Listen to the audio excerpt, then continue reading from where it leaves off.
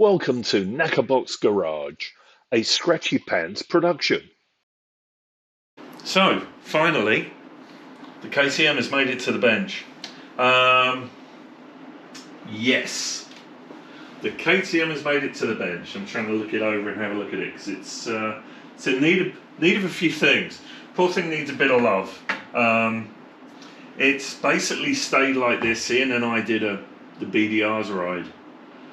I keep saying it was last year, but it wasn't. It was the year before. So 2024. I rode my Tiger, Ian rode this, and we did 4,500 miles, near enough, on the BDR. And as your Scratchy Pants production fans, you'll find another playlist called Scratchy Pants, which has every day, pretty much.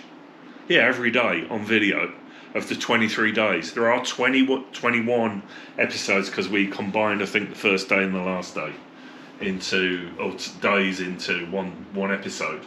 Anyway, so this is KTM 690. It's Ian's bike. I've not cleaned it. It needs a service. It needs an oil change. It needs cleaning up.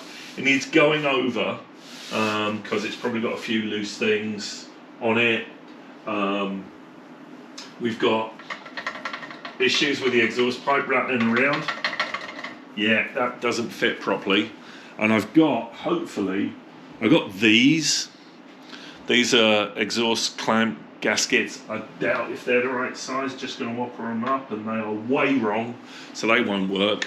So what I may end up doing to fix the exhaust, because it's not connected to the pipe, I may fab something to just make a bit of a sleeve so we can clamp it more carefully. I have thought about actually just welding the bloody thing on, but I don't think that would be a smart thing. Yes, got to do that. Got to do an oil change. Need to look at the filters. There's a lot of oily, goopy crap coming down here, so I've probably got a seal gone somewhere. Pretty sure the sprocket's tight. Yeah, so this is the next thing. This is the next thing for us. So, just looking at the fork seals. Yeah, it looks pretty good. Yeah, so KTM time. I'm darting around. I do want to make that little mod to the bash plate and put a little deflector on here. And a support there, maybe a little piece there. Just to make it a little bit more protected. I've got some aluminum. I should be able to weld to that. Should be fairly easy. Yeah, I think that's it. So I'll start getting access to things, and away we go. So I'm just walking around the KTM. I've just finished a quick conference call for work, and need to step away for a moment to think about things. And I remember last time I had the bike inspected, I was told that the rear pads were down a bit, and I'm like, yeah, there's meat on them. Well, no, there isn't. So it looks like I'm going to need to have a new pair of pads for the KTM, at least for the starters. So what I'm going to do is, I think it should be able to wiggle it around a bit. At least the caliper moves, so that's good. I'm going to pull those out. I don't think I have to take them off. I think I just need to pull this pin out, pop that out with a drift, and then pull the pads out. So we'll look at that. I've pulled the there's a little R clip goes in there. So just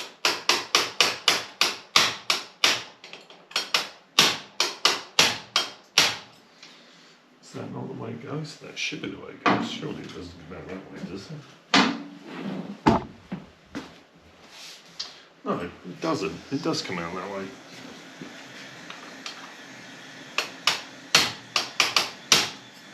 There we go. Got him out. Put the arm clip in there.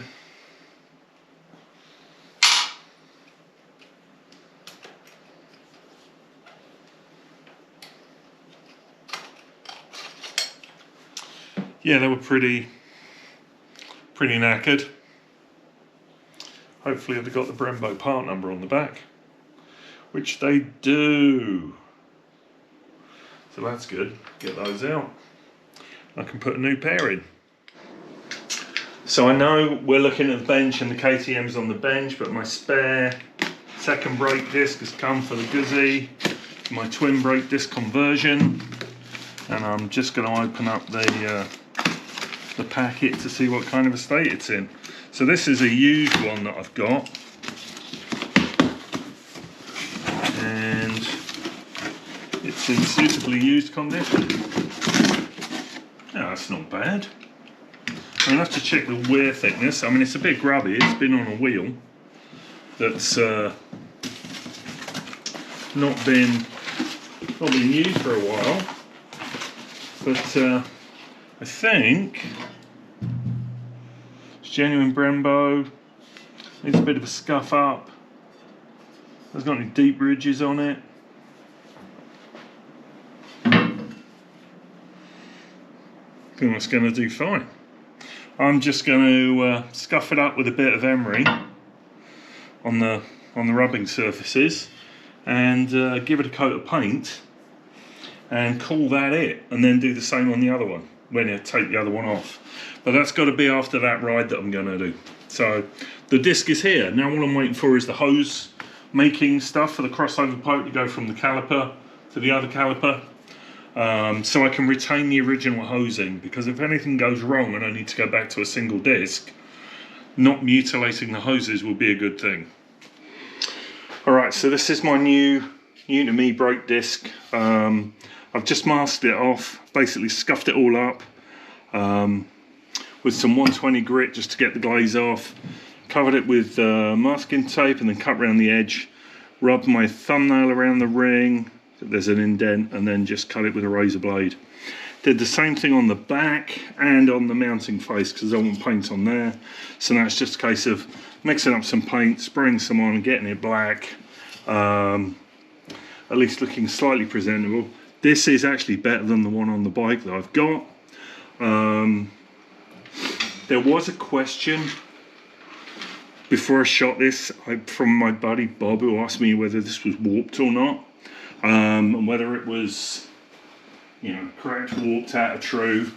Obviously what you do is you mount it on a faceplate on a lathe and spin it and put a DTI on either side to see if it was true or not.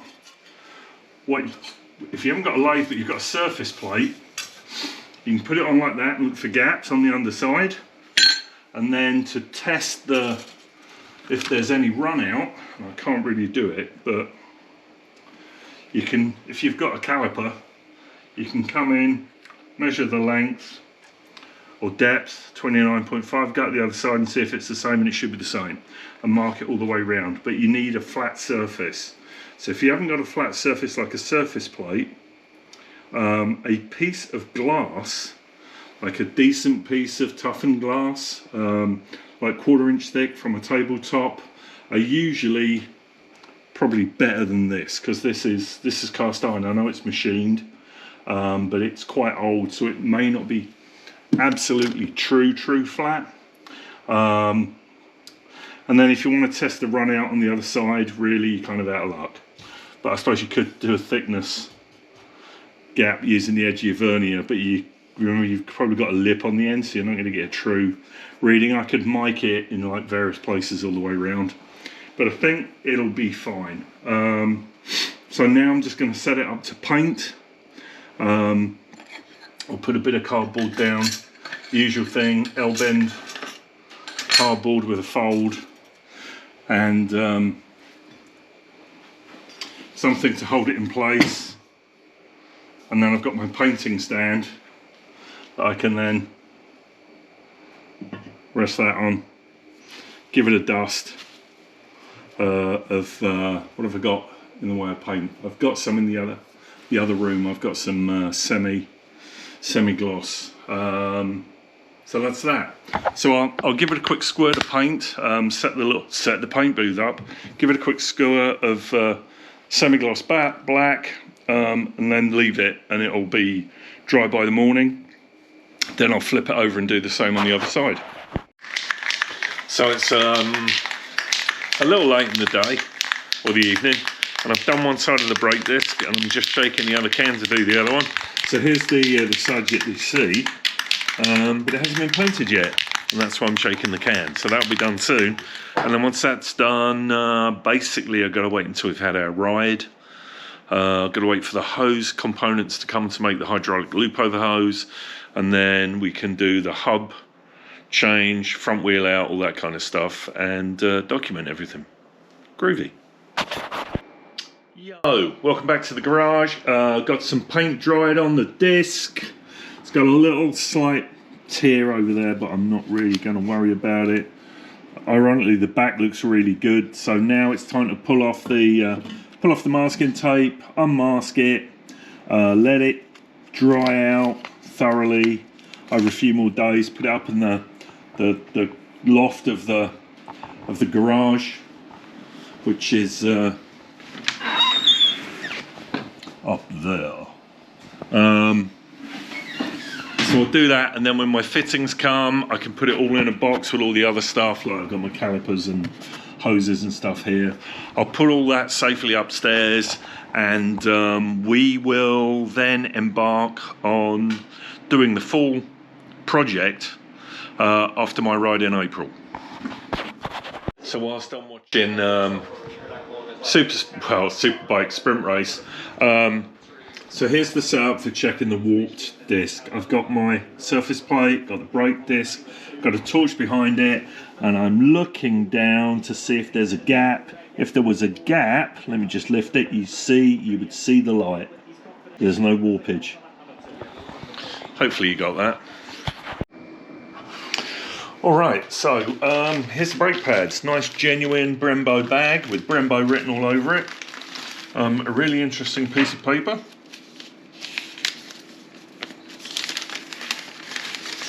In every language under the sun about how to fit brake pads. Nice. And then, the most important thing, two new, beautifully sintered and plated brake pads with the SBS 40 GF marking on them. So those are going to go in. Let me just pick you up. So those are going to go in here, right there. I've got to pull. I don't know whether I can pull that out. Oh yeah, I can. So that will come out. Those will come out. And I'm sure this isn't going to work straight away because the if we look at the difference in the thickness, let's just drop down and have a look at that. You can see how, for those of you who can't figure it out, new one, old one, worn out one.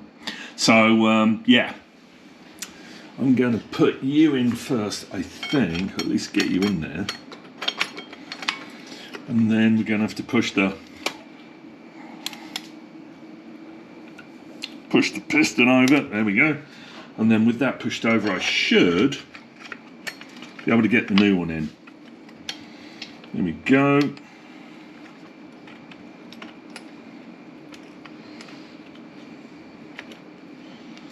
Trying to do this one-handed is a bit of a giggle. Right, I'm going to just play around with that. Hang on, let me wiggle those in because I'm obviously not getting them in quite right. And I'll be back. Okay, you're back. I just needed a finger there to do that. As you can see, it just needed pushing in a bit. So let me see if I can do this one one-handed. Ooh, you know, I wanted to show you something. There's a split pin that goes in here. Just goes in there. And you want to make sure that the hole is that. Let's see if I can push you out.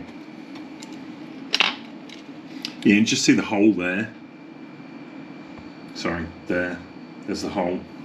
It's important that that's facing the way you want it to, so you can get the clip in. So when you push that in, and now it needs banging in a little bit.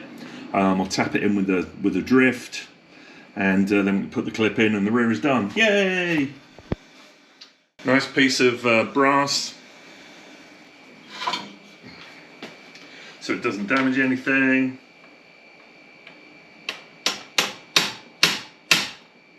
Should probably support that a bit better, but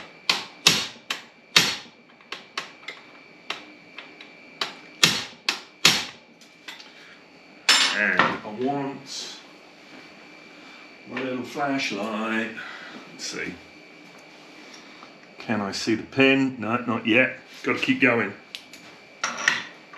There's probably a really nice clamp tool that you can put on there instead of bashing this with a hammer.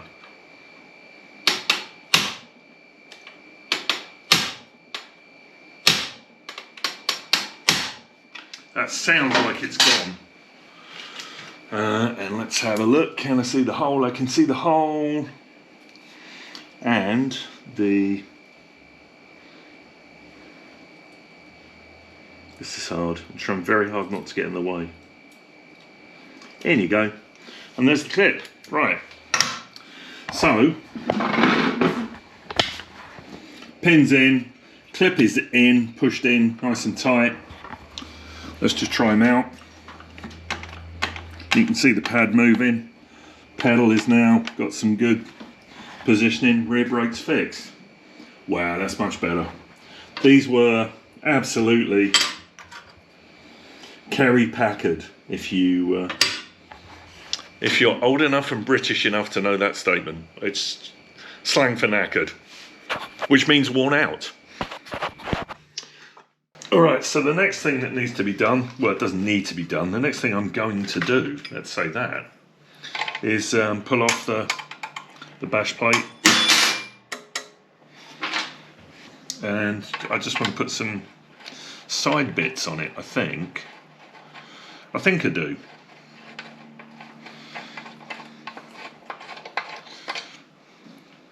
I'm not 100% sure, but I think I want to do that.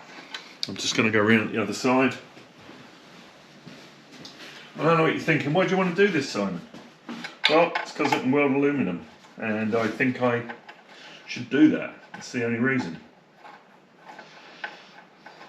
And I don't like the bash plate on this thing, never have.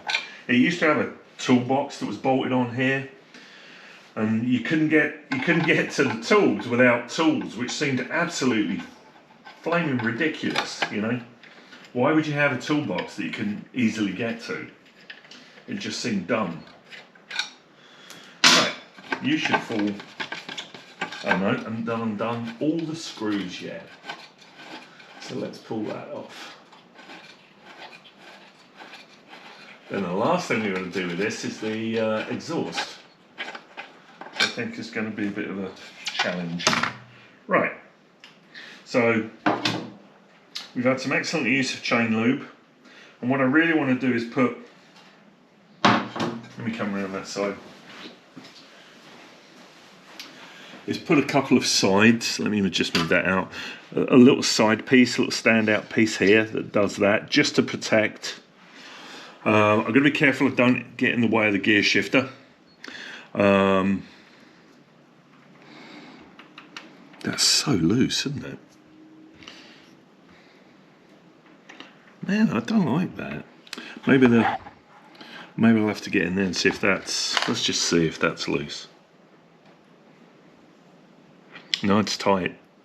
That's how it is. Don't like that at all.